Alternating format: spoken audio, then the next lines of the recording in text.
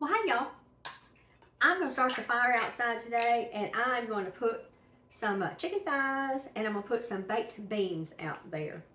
And somehow or other, we did not use up all of the little cans of baked beans whenever we were doing our, because I always put baked beans in his dinner bucket on the farm, and we've not used all of those up. And it's about time to start getting ready for harvest. So I'm going to use as many of these little cans as I need to. So I can go ahead and buy some fresh.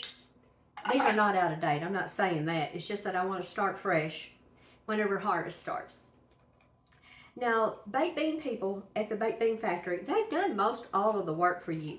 And if you have a long, lazy Saturday or, I don't know, a Tuesday that you've got like all day to mess and gone with it, you can make baked beans from dried navy beans or, you know, whatever little bean that you like that.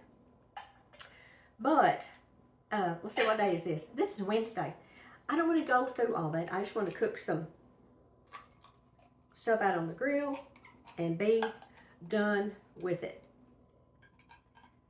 All right. Now, I'm going to get these other two in here and I'll be right back. Okay, here goes our very last one. Now, whenever I'm judging a barbecue restaurant, it's got to have that trifecta. The pulled pork has to be just right, the slaw has to be just right, and the baked beans have to be just right. You know, you can tell yourself whenever you think they've just opened up a can and heated them up. So, but that's okay. If that's what they like, more power to them. So I'm going to show you what I'm going to do to mine. Now, my mother always laid bacon on top. I'm not going to do that because I don't want to have to defrost any bacon. So I'm just going to use, and I did melt my bacon grease so it would incorporate better. And I'm just going to add about a good tablespoon, which is that one of these large, kind of a soup spoon that we use. Y'all hold that.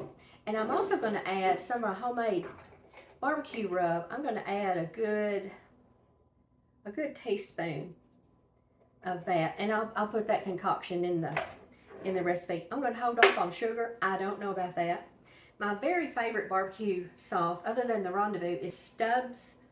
And this is made in Texas, and it is gluten-free, so you don't even have to worry about it, y'all. It's good stuff. It might be a little spicy.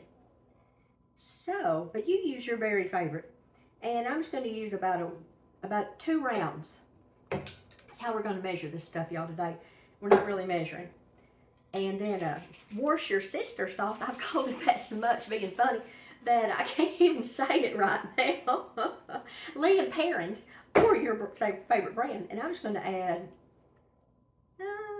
4 or 5 drops. I'm going to hold off on the mustard until after we taste it. So let's give this a good turn around.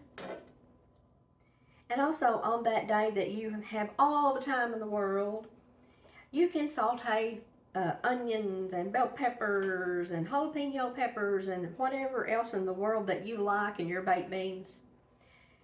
Your average Wednesday morning, I don't want to go through all that. I just want to get it done, get it out on the grill. And I've got this in my iron skillet. And you absolutely could put this in the oven, y'all.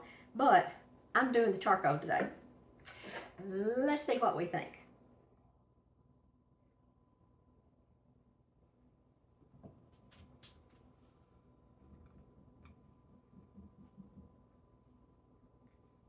More Stubbs. Okay. So we went 2 rounds before. And we're going to do about 2.5 rounds this time. Now, if I had some leftover pulled pork to put in here, would that not be divine? My 2 very favorite barbecue places is Cody's, Richie's Roadhouse in Greers Ferry, and Rockin' Hog in Southside. And both of their places are like, their beans are like, just give me some of that and I'm good. They're delicious.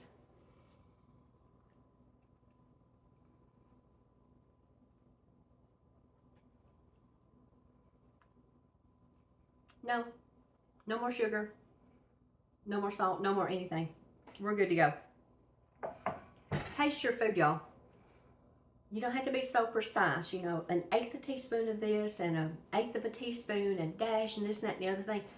we can get too caught up in how it can only be that way. That's the only way ever. Amen. Stop it. That's it. Y'all, you're being too hard on yourself. I'm talking to myself now. It's just food. Taste of it. Adjust it. Do as my friend Sugar Rebel 2 does. Quality control. I love that. And she had to get a new page because her other one got messed up. So Sugar Rebel and then the number 2 is Carol. All right, y'all.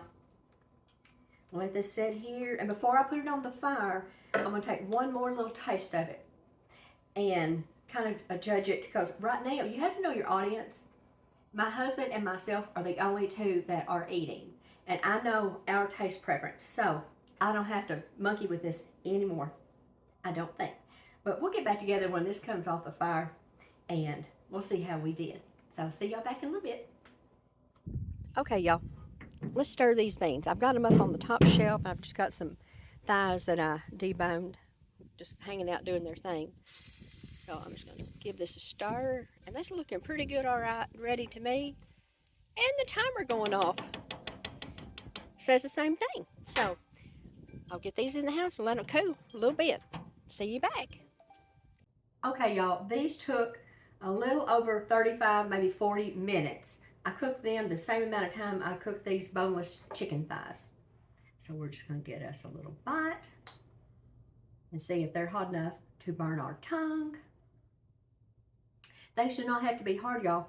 Sometimes we overload our apple cart trying to make things really special, when basically you just need something good to put on your table for your family. Stop being so hard on yourself. Kimmy, talking to myself. See what we think.